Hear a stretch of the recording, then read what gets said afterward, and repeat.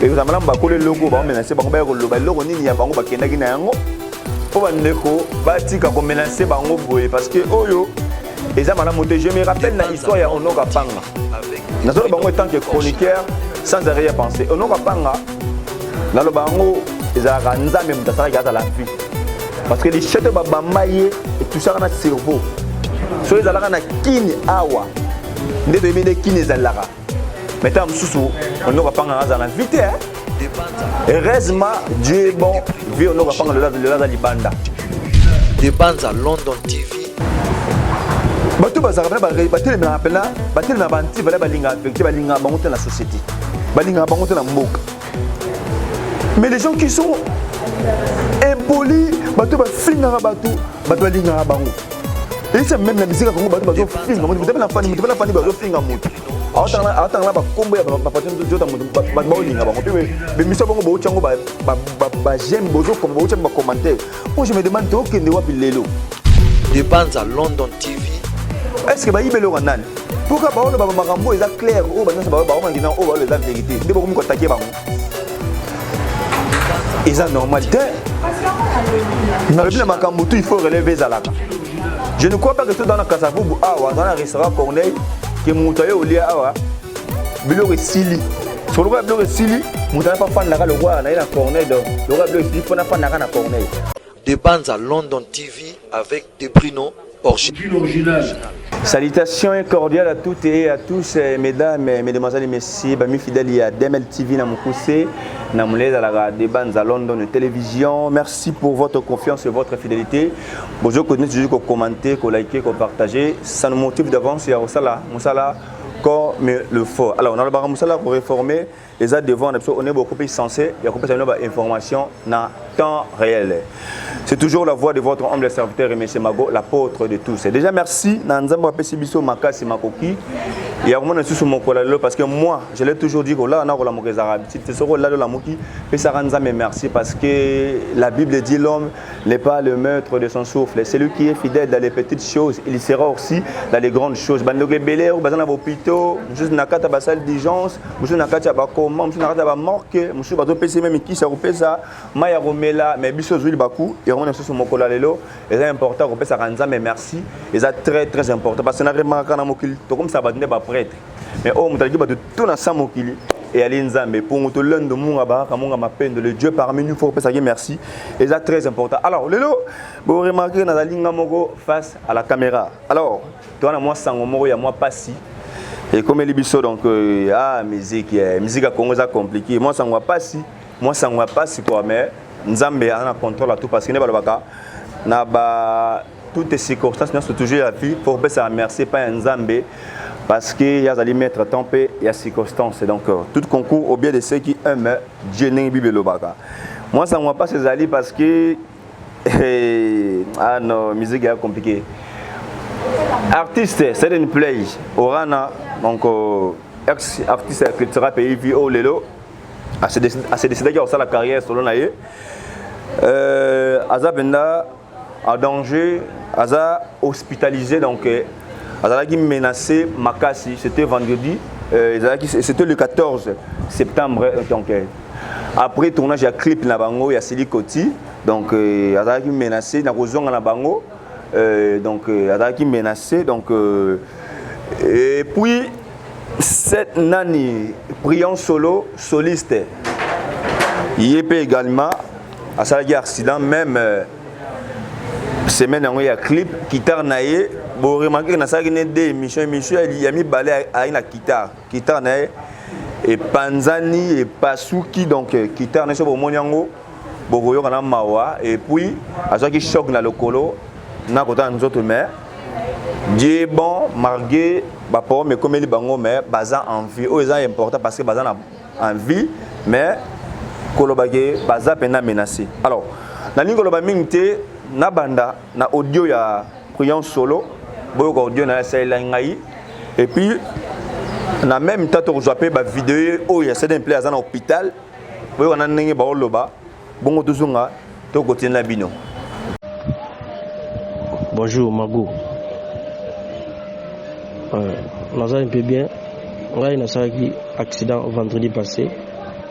Nous sommes tournage à clip dans Sélé.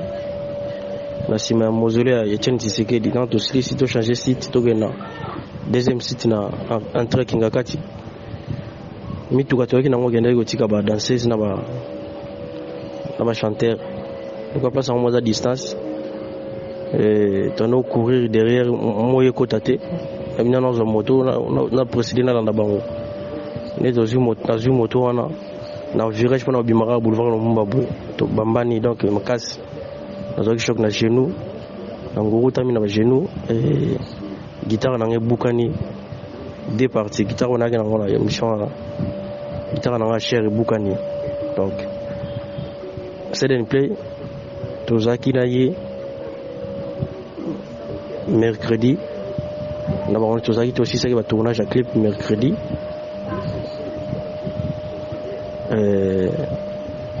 après wana tant aussi c'est 0 heure wana to panzani c'est une place là qui attaqué donc là qui attaqué donc ni toujours na menace ya makasi physique et spirituelle wana zo ba massage à l'hôpital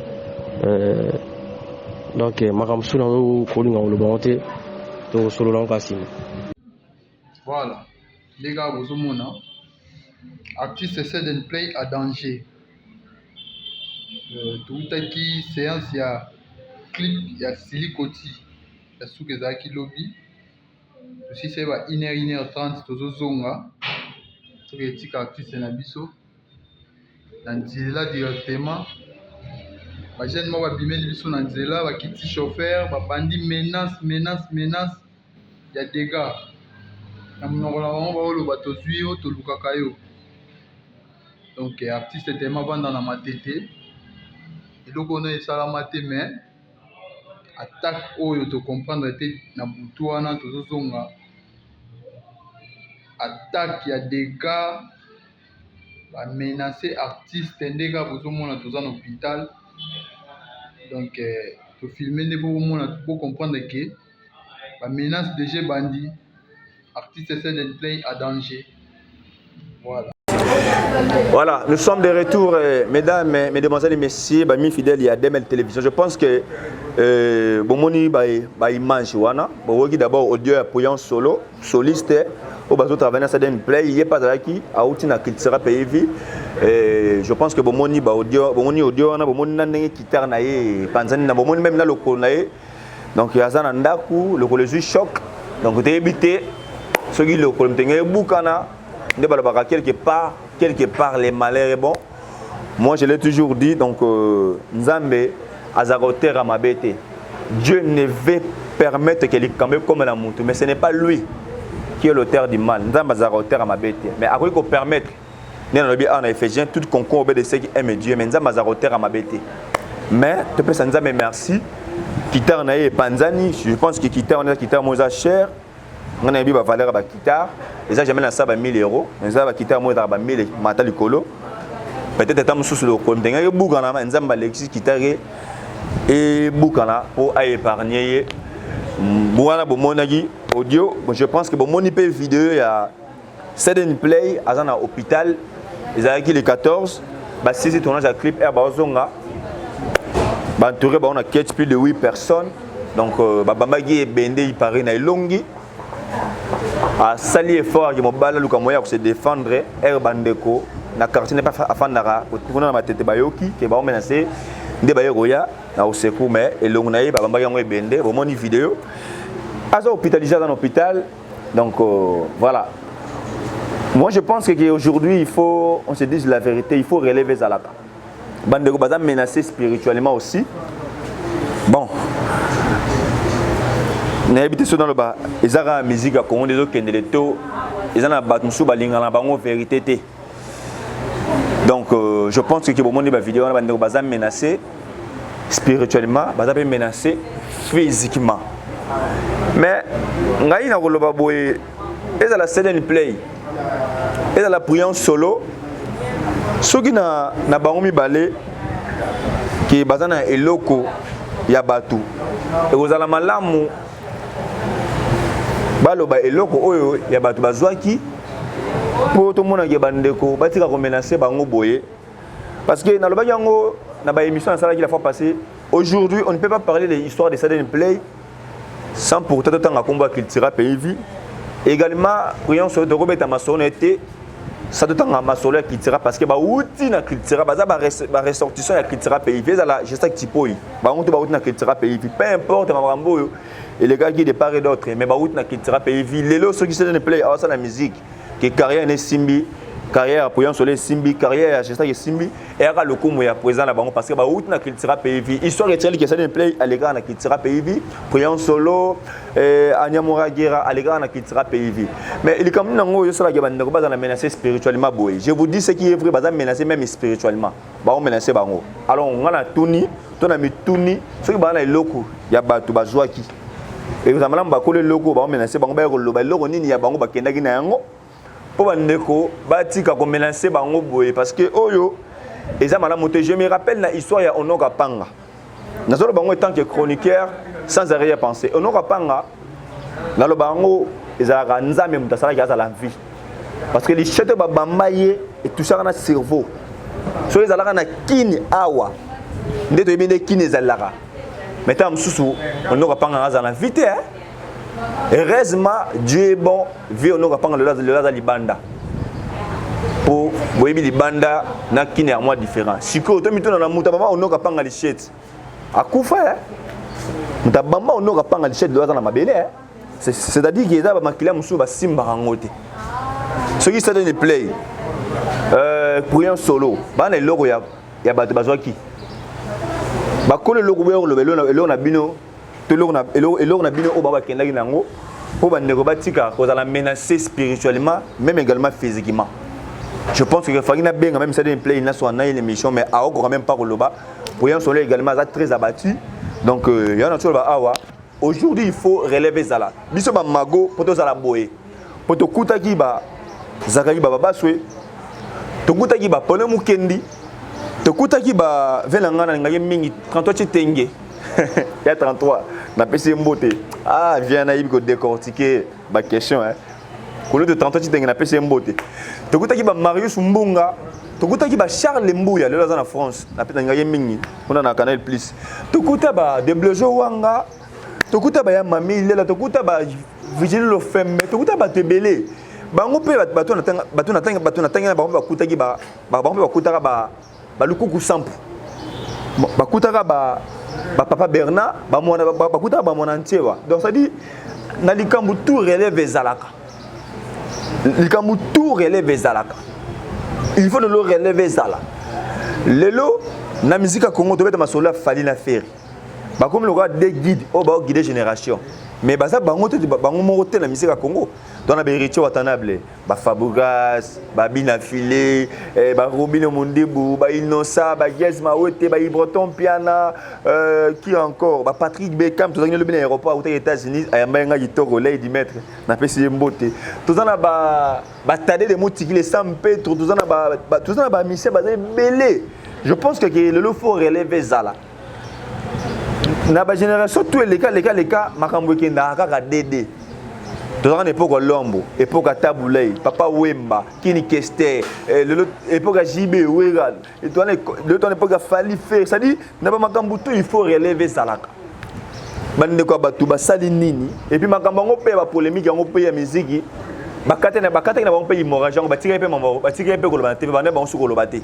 bazaki bela focus na bango ya musala parce que to biye la photo doit sili côté do bima mais kaka jour et tournage koto ndeko sali accident kitana kitoko bongo et panzani koto c'est un pays ozonga boy kete plus de 8 personnes bakali na kete kala na pesa fana na matete ba ko bambeli bendele longi likamunini boutique bana batu bazala l'aise apparemment le naki sasa bat balingi vérité tengana sala analyse mona le barango et moi mago na ko lembaka te ko le barango les gens qui sont polis bazaka bien la qualité bato bazaka poli les gens qui disent la vérité balinga bango te na communauté poani ba pourquoi bato baloba vérité pena ya bien o sunga même mboka balinga bango te veut le mumbaga aboué ali moi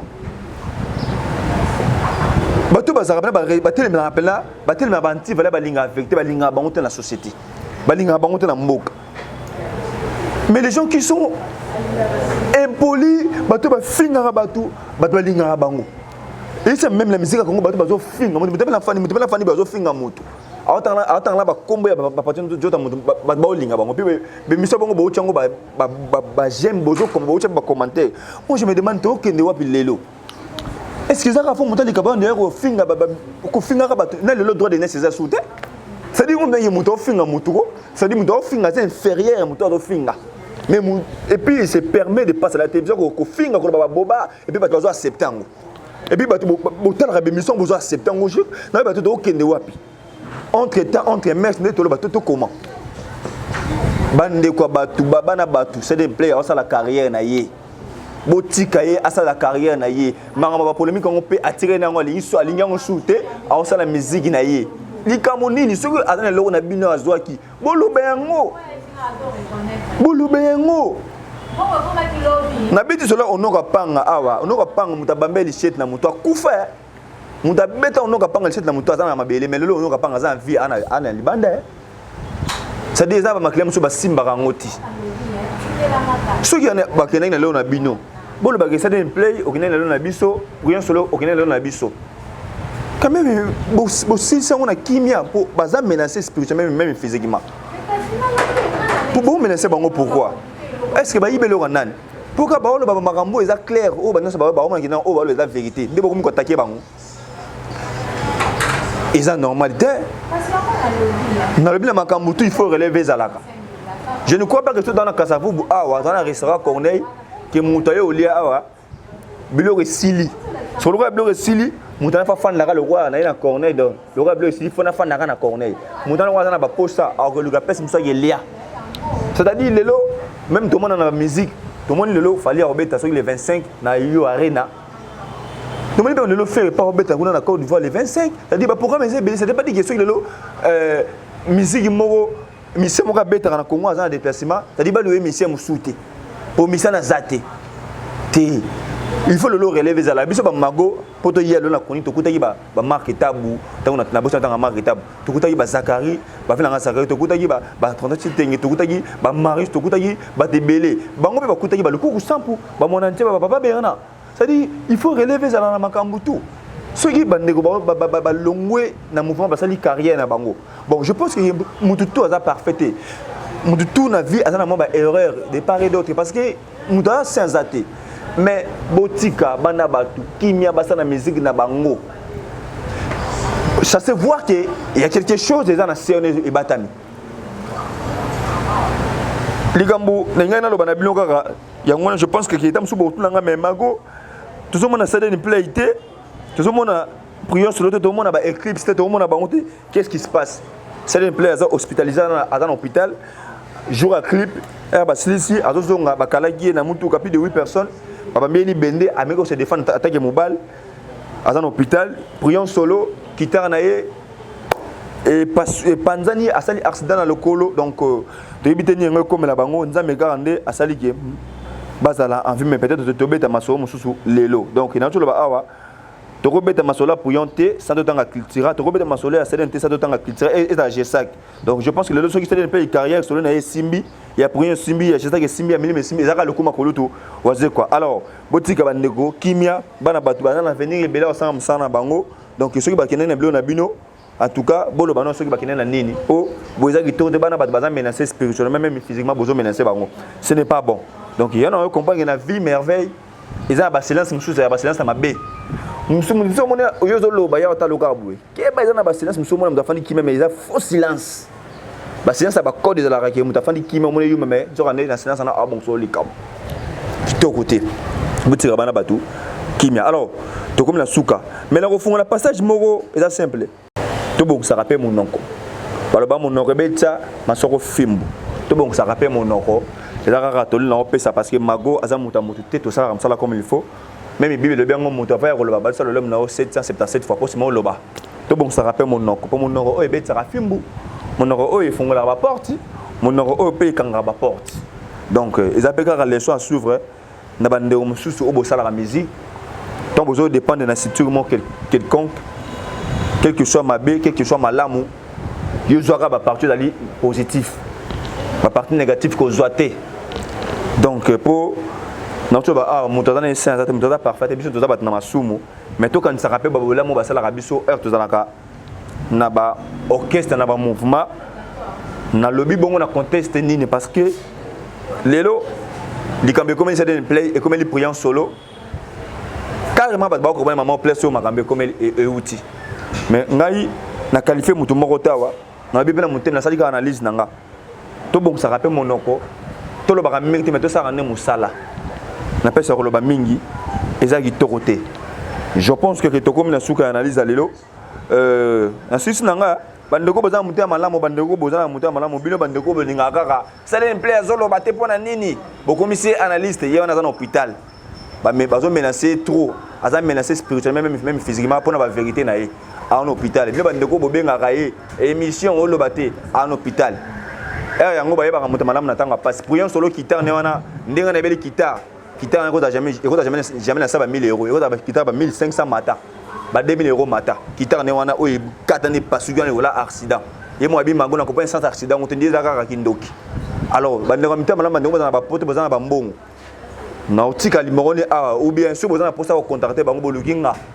pour yon solo guitare ne baby eza guitare na ye yanga sala comme ça na miso dans la guitare te pour guitare baby bolingara otala bango nde baola ba vérité o bien o ba vérité mais ce que yona guitare ne baby ana guitare te so orsel la nini bandeko mutu malamu yango bo contacter bango na otika limorona bango bien bolukinga yi et vous allez malamu pour na tchemna contact na bango parce que pour yon solo ana guitare na yango na ya vie yango baby dikolo accident to éviter ce qui le kolmtenge buka na nzambe ça dit que guitare et beba mais ce que guitare ne baby en salle la ni bien bato boluka bango be mission o le batel oba bala ba problème botcha bango maboko ça et ko sala malamu na bika batamita malamu basé belé je pense que bo contacter bango et ça là malamu alors ba leader bo fond la mitema ba leader bo tika keto za kitoko te bo tika keto bo travailler bino monter orchestre ko za la yo mais ce n'est pas pour ça botia ka secrétaire relationniste attaché de presse o etanda bo za ramite ma pembe so mu doit travailler na yo attention ko zo mérité mais quand même moi muké ay mais quand même go vivre pour ça malamu parce que ba comme on a bino et kene mabe tout ça c'est Michel Lelo Mango le biga la vérité merci na Denis Merveille a qui na prise de vie cameraman na moulaye Denis frérot, on est ensemble. Merci à Bob Kogis en assistance. Merci à tonton Yannick Youra pour la réalisation. Merci à madame Fanfa Senda et à Fanfa. Qui est à Chaléré. Merci à Feza, Mayani. Merci à Mboui. Namoni Sandra, à qui est à Obélanga. Dans l'espace Corneille, en tout cas, 4 mois de Togo, il y a manger, à boire, mais ma sango t'a raté parce qu'un colo a payé mara. Mais espace en OP, sur le niveau de l'ouah, on peut avoir une petite réception. Moi anniversaire on a bien ngabiso on a ko ko tsa masanga na pour espace comme na maboko na mais yango mo espace masanga ko taté parce que za ka de mo za propre bandeko boya kin kalatawa obeta tuna corner na commune Kasavu na veni banalia car na koana commune Kasavu ba veni banalia maman nana merci pour na idée et grand pote assistante ça ndeti assistante ça na peso mbote puis merci na maître ba ina très fort Sam Kunku Joli Zola Dieboanga le grand para a sali marama au comme on a 2 ans mon lundi père tala ba para solo bango geno na peso mbote et puis merci na ngai et pas ya madame la fleur mara de luxe moi c'est à lèvres moi c'est à bio basa pembe ya bio bazaline la fleur maraza maman ya bana na peso mbote merci aussi na yo maître José Bolemba maître avocat conseiller manager ya le baka quand on est beau mais quand on est jaloux on le restera toute la vie jaloux à tout cas choyate merci na madame Divine Kiabala merci na ngapi na Yannick Youra pour na peso mbote alors na tikina na image ya Lindala là, et ça teaser déjà bientôt on va teaser na combo ya Belela chanson qui est très belle chanson na combo Belela Lindala là ya Izu a tia biso déjà na marché à disque teaser wana kala teaser la sa couleur ya nzembo na Belela ya Izu makambo ça quand tu okuta na Lindala la trobolanda extrait ya teaser wana en tout cas to côté comme ça al au revoir Christian Egui Caprel Docteur Alex, Papi Konima, Jumel Boyuno, Jimmy Benza, les masters.